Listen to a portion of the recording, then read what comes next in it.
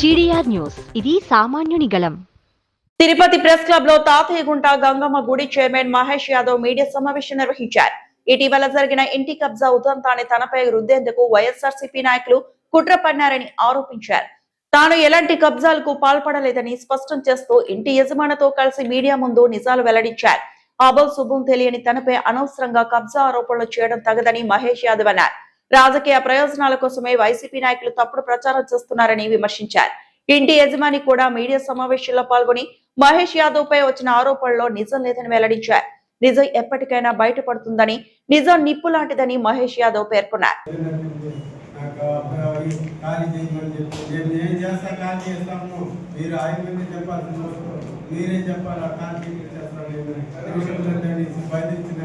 బెదిరించిన తర్వాత నేను భయపడుకుని సరే సార్ అని చెప్పినాను. చెప్పిన తర్వాత మళ్ళీ వాళ్ళు ఖాళీ చేయలేక ఉన్నారు. వాళ్ళు ఉన్నారు. మళ్ళీ రాత్రి 7 గంటలకు సార్ వచ్చినాడు. వచ్చి నేను నిమిషం ఖాళీ చేపిస్తాను. వాళ్ళ ముందు మీ ముందు ఎన్నిక చెప్పినాడు. నన్ను చూసి అరిచినాడు.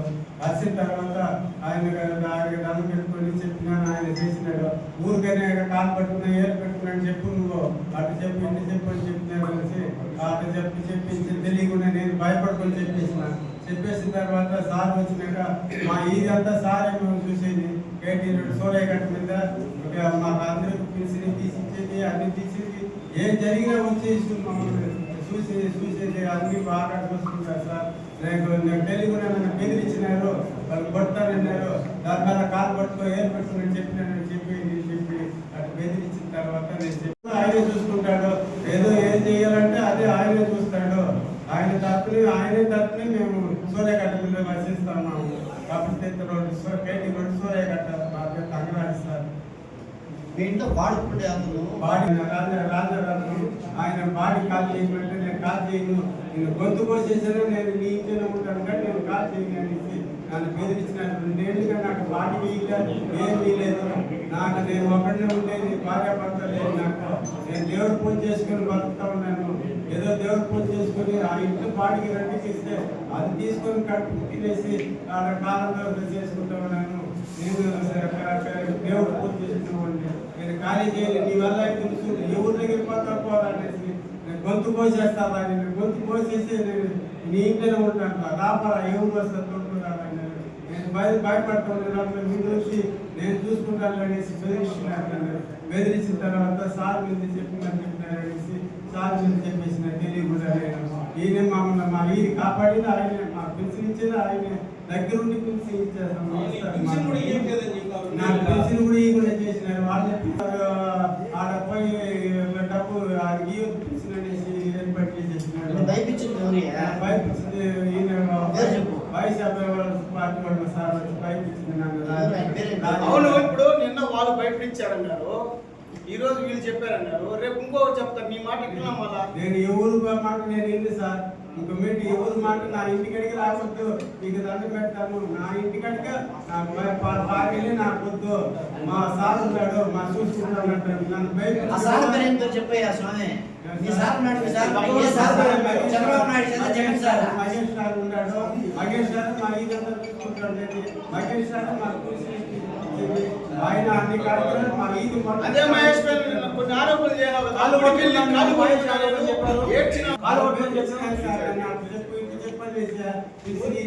చెప్తారు, ఇంకొకరు చెప్తే కూడా చెప్తావు. చెప్పండి సార్, చెప్పుడు వీళ్ళు బెదిరిస్తే చెప్తావా? ఇప్పుడు వీళ్ళు బెదిరిస్తే చెప్తున్నావా? లేదు బెదిరించదు. ఆయన ఏం బెదిరించదు. మా ఈదులు ఆయన ముందే చూసేవాడు. ఆయన నమ్మని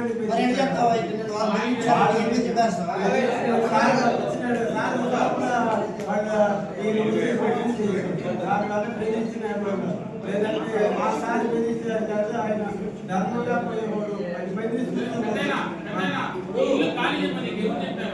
ఖాళీ చేయమని చెప్పి వైశాఖ వాళ్ళు వచ్చి నేను చెప్తా ఉంటే వాళ్ళు వచ్చేసినారు. మహేష్ మాట్లాడుతూ ఉన్నప్పుడు మహేష్ ఉన్నాడు. వెంటనే వాళ్ళు ఎట్లా వచ్చినారు? వాళ్ళు ముందే వచ్చేసినారు. నేను ఇది ఎదిరితే చెప్పుకుంటారు. సరే, మొన్న సిపిఎం వాళ్ళు వచ్చినారు కదా, అప్పుడు ఎవరు బెదిరించారు? వాళ్ళు ఎందుకు నీ పేకాలు పలుకుంటే నీళ్ళు కూర్చోబెట్టారు? వాళ్ళు బెదిరించి నన్ను బెదిరించి ఎవరు కాల్ చేయలేదు. వాళ్ళు కూడా బెదిరించారు. సిపిఎం వాళ్ళు. వాళ్ళు వచ్చినారు, సిపిఎం వాళ్ళు వచ్చినారు. వాళ్ళు ఏం చెప్పినారు నీకు వచ్చి? నేను కాల్ చేపిస్తాను. కాదు, వాళ్ళు ఎందుకు వచ్చినారు? నీ ఇంటికి ఎందుకు వచ్చినారు? ఎందుకు వచ్చినారంటే ఆడ ఎవరో చెప్పారని చెప్పు తెలుసుకొని వచ్చిన్నారు. వాళ్ళు ఏదేదే అది ఎవరో ఎవరో చెప్పారనేసి వచ్చి చెప్పున్నారు. దేశంలో అన్ని సమస్యలు వదిలేసి నీ సమస్య ఒకటే వాళ్ళు తెలుసుకొని వస్తాడు. ఏ పార్టీకి సంబంధించిన వ్యక్తులు కాదు వాళ్ళు. గతంలో అంత అట్టెత్తుకుంటే గత ప్రభుత్వంలో వైఎస్ఆర్సీపీ పక్కనే తిరిగారు వాళ్ళు. గత ప్రభుత్వంలో ఆడ తిరిగారు. ఎవరు డబ్బులు ఇస్తే వాళ్ళతో తిరుగుతారు వాళ్ళు. జెండా మోసే వాళ్ళు తప్పితే వాళ్ళు ప్రోగ్రామ్ అంటే వచ్చే వాళ్ళు తప్పితే ఎక్కడ కానీ ఏ పార్టీలో ఏ పదవులు కానీ ఏ పార్టీలో లేదు వాళ్ళు. ఏ పార్టీకి సంబంధించిన వ్యక్తులు కాదు. రాజరత్నం అనే వ్యక్తులు కావచ్చు, వాళ్ళ పిల్లలు కావచ్చు. వేరే అక్కడ పెన్షన్ ఇవ్వడానికి వెళ్ళినప్పుడు ఇప్పుడు నాయకులు వెళ్ళినప్పుడు వస్తూ ఉంటారు. ఇప్పుడు అభయ రెడ్డి గారి మీద అభియోగాలు ఉంటాయి, అతని మీద ఉన్నాయి. ఎవడో ఒకటి లీడర్ అయిన తర్వాత ఎవడో ఫోటోలు దిగుతా అంటాడు. వాళ్ళంతా కూడా పార్టీ వాళ్ళు ఎట్టయిపోతారు. అక్కడ ఉమావేశ్ అని వైఎస్ఆర్సీపీ వ్యక్తి ఒక నాయకురాలు అక్కడ ఉంది. ఆమె తీసుకెళ్లి ఆమె ఇవన్నీ చేయించింది కదా ఆమె. ఇలా వాళ్ళు మహిళలు మాట్లాడేద్దాం, నేను ఏం జరిగింది వీధిలో ఎలా వాళ్ళు బిహేవ్ చేశారు మహిళలు మాట్లాడేద్దాం, వాళ్ళే చెప్తారు.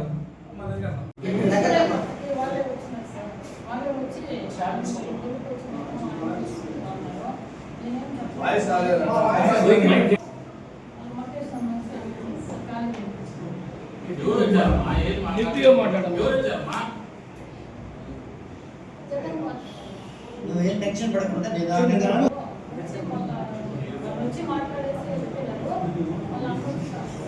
వాళ్ళు ఏమైనా బెదిరించారా? కాదమ్మా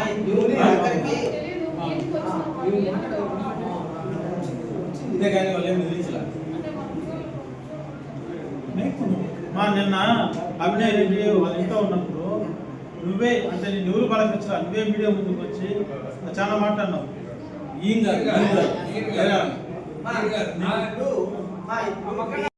అనే వ్యక్తి మీ ఇంట్లో చాలా ఏళ్ళుగా బాడుకుంటున్నాడు. వాళ్ళే ఈయనకి ఏదో అన్నం పెడుతున్నారు, ఈయన కూడా రెంట్ లేకుండా ఏదో ఉండమని చెప్పుకున్నాడు. కోవిడ్ టైంలో కూడా బాగా చూసుకున్నారు. దాని తర్వాత ఏమైందో నాకు విషయం అయితే నాకు కూడా పూర్తిగా తెలియదు. నాకైతే వాళ్ళు ఇల్లు ఖాళీ చేయమన్నారని చెప్పి ఈయన చెప్పడం, వాళ్ళు ఖాళీ చేయాలి 3 నెలలు టైం తీసుకున్నారు. నా దగ్గర అప్పటికే ఆ వీధిలో అంటే కార్పొరేట్ ఉన్నాడు, ఆయన దగ్గర పోయినారు. పోలీస్ స్టేషన్కి వెళ్ళి ఉన్నాడు. ఈయన కూడా 3 నెలలు టైం ఇవ్వమన్నారు వాళ్ళు. మరి టైం రిక్వెస్ట్ అయితే 3 నెలలు టైం ఇచ్చారు. టైం ఇచ్చిన తర్వాత మళ్ళీ కూడా ఆయన ఖాళీ చేయలేదు. అప్పుడు నా దగ్గరికి వచ్చాడు ఈయన. ఆయన నా దగ్గరికి వచ్చిన మాట వాస్తవం అన్న, వాళ్ళు ఖాళీ చేయలేదు మీరు చెప్పి ఖాళీ ఇచ్చింటే వాళ్ళు పిలిపించాను. నేను రాజరత్నం పిలిపించి ఏమో ఇల్లు ఖాళీ చేయలేదు నాకు చెప్తాను కదా, మొత్తం ఖాళీ చేయమని చెప్పాను. అన్న పాప గర్భవతి, మా కోడలు కన్సీవ్ ఉండాలి, ఇప్పుడు ఖాళీ చేశారు లేదు, మేలో డెలివరీ అయిపోతుంది ఖాళీ చేస్తాను ఇప్పుడు చెప్పారు. ఆ వరకు అయితే నాకు తెలిసింది. అది దాన్ని కట్ చేస్తే ఇక్కడ ఉమా అని చెప్పనేసి వైసీపీ నాయకురాలు గతంలో పెద్దగా ఊడి పాలకమండలి సభ్యురాలుగా పనిచేసిందంట.